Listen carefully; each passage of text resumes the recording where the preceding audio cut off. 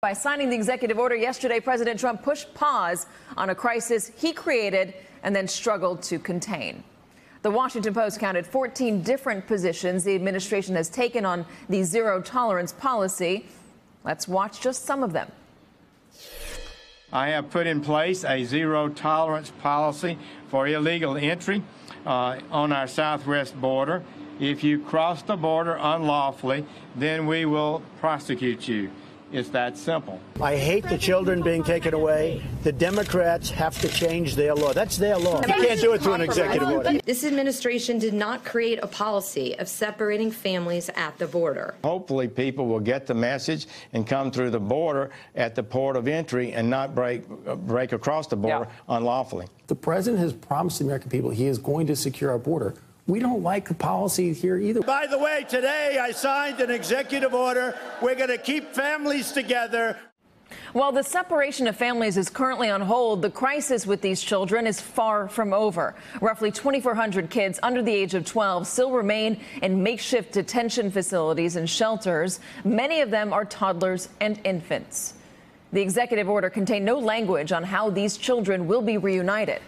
Additionally, any future families would still be detained as they await criminal prosecution and deportation, potentially indefinitely. For more, I'm joined by Jacob Soboroff, MSNBC correspondent, just back from Texas. Jonathan Lemire, Associated Press White House reporter and MSNBC political analyst. Susan Page, USA Today Washington bureau chief. And Efrain Olivares, lawyer with the Texas Civil Rights Project. I want to get to the detainment centers and the kids in a moment, but first, I do want to talk about politics. The president last night at his rally in Minnesota only talked about the executive order for a very short period of time, maybe a couple sentences. If he was proud of it, if he was excited by it, if he had wanted to do it, he would have bragged about it, Jonathan, for that entire rally. Instead, he bragged about how tough he is on immigration. It feels like this is something that he had no desire to do. Yes, you were exactly right. It was one brief passing mention of the executive order, and then he spent the rest of it almost trying to reprove his hawkish immigration bona fides, that he was out there in the warm embrace of his supporters at this rally. And you and I both well know how much he gets a charge out of that, being back among sort of his people, where everything he says they're going to cheer and they're going to scream it when he says that, you know, makes fun of a cable network or Hillary Clinton. They're going to bring back the old lock her up chants.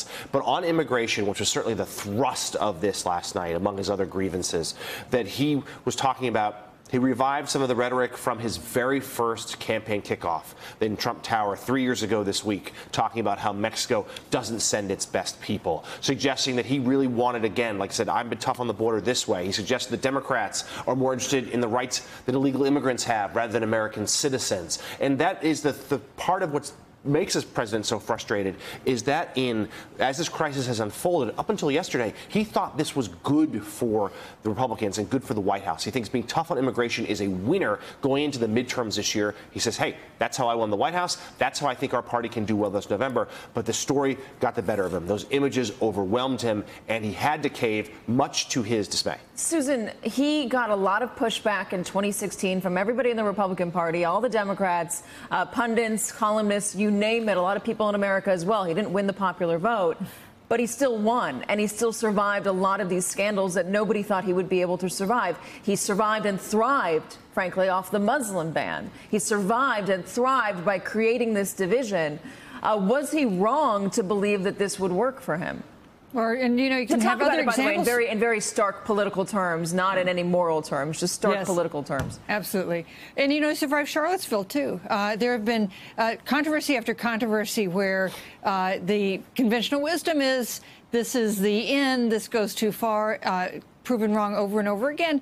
I think there is some feeling that the idea of these thousands of kids taken from their parents for parts unknown, and in some secrecy. The administration is not being transparent about where they are, how they're being treated, or how they'll be reunited. And in some cases, I think they don't have any idea how the policy is going to unfold. But in other cases, I think they realize that what we keep calling the optics of this are just really devastating. And they're not devastating, I think, for some of the president's core supporters who very much support the idea of zero tolerance for illegal immigrants. But for for swing voters, for suburban voters, for mothers everywhere. I mean, I think there are a lot of voters who look at this and say, no, this is not who we are. This cannot stand. And that's why you saw this very grudging concession. I think you could tell in the president's comments today just how unhappy he was that he had to reverse himself on this. Attorney General Jeff Sessions appeared on the Christian Broadcast Network today. He said he didn't anticipate the public backlash to the zero-tolerance policy and never really intended to separate migrant children from their parents. Here that is. It hasn't been good. And the American people don't like the idea that we're separating families. We never really intended to do that. What we intended to do was to make sure that adults who bring children into the country are charged with the crime they've committed. I think it's the right thing. We'll work our way through it and try to do it in the most compassionate way possible. The body language right there and the way that Jeff Sessions was even speaking is a lot different than we normally see him when he usually gets on stage or at a mic or a podium and he smiles through whatever policy he is announcing or whatever defense he is giving. That was certainly different in that interview. And it's also not what the administration originally said was the point of the zero-tolerance policy. Let's watch that. Are you considering this a deterrent? Yes, hopefully people will get the message and come through the border at the port of entry. We have to break up families. The Democrats gave us that law. Our Department of Homeland Security personnel going to separate the children from their moms and dads? Yes, I am considering, in order to deter more movement along this terribly dangerous network, I am considering exactly that. In the beginning, it was always about deterrent. It was always this idea that we're going to separate families so families know not to come over the border. Also, by the way, it's humanitarian because they shouldn't be making this dangerous journey. I'm just flabbergasted listening to Jeff Sessions. That's the first time I heard Jeff Sessions say that. And excuse me while I pick my chin up off the floor, because we know that he announced this policy. We know that he wanted to separate children from their parents all along as a deterrent. We know that this administration knew that the deterrent that was put into place in 1994 under the Clinton administration resulted in more people dying in the desert. We know deterrence doesn't work. We know that it has these terrible unintended consequences. He knew he was going to take children away from their families. So, look, this is one of the most scarring things I've ever seen with my own two eyes. It is the most scarring thing I've ever seen in my entire life. I hope that those images are plastered across Washington, D.C., for a really long time to come, including for everybody in this administration that has nothing to do with it and pretended like they didn't. This is, according to the reporting out there, was bad optics for the president. The president even came out and said that Ivanka told him, Daddy, this looks bad. You were there. Yeah. Tell us how bad it actually is, not how bad it looks. It just blows my mind that we're even talking about it in terms of optics. We're talking about little children sitting on the floor in cages on mattresses with Mylar blankets with somebody in a watchtower for a security contracting company that is usually reserved for military bases or other stuff like that, sitting there and watching over them like they're in a prison daycare. It's not optics, it's inhumane. And the fact that this could come from an administration or from any administration that claims to care about kids and to claim to care about Americans, it just blows my mind. Efren, the president signed this executive order. Does that mean the crisis is over? No, it's not over. Far from it. In fact, some things have gotten worse because now we're thinking at indefinite detention of families. And here on the ground this morning, we interviewed 17 parents who were separated from their children. They don't know where their children are and what conditions they're being held or when or if they're going to see them again.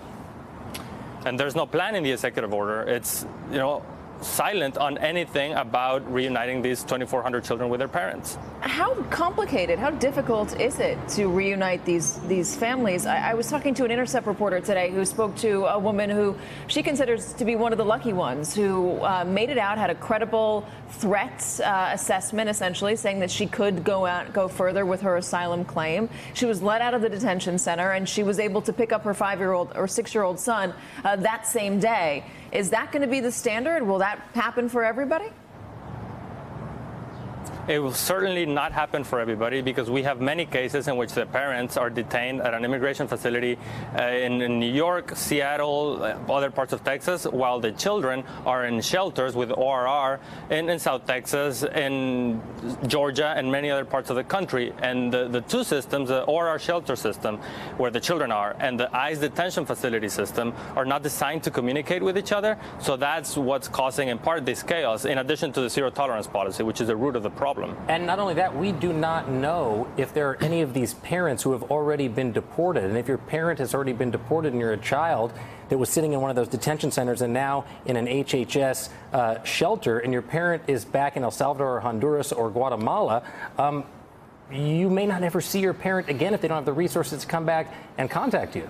What about the babies who can't say, this is my mom, this is my dad, here's her name, here's his name, here's my phone number? And what if you're one of those children or one of those babies that was taken into custody in that DHS facility in the interim, in between when this executive order was signed and when that policy was put into place? These people are left in limbo. They're hanging in the balance because of 2 months of politics, basically. Hey there, I'm Chris Hayes from MSNBC. Thanks for watching MSNBC on YouTube. If you want to keep up to date with the videos we're putting out, you can click subscribe just below me or click over on this list to see lots of other great videos.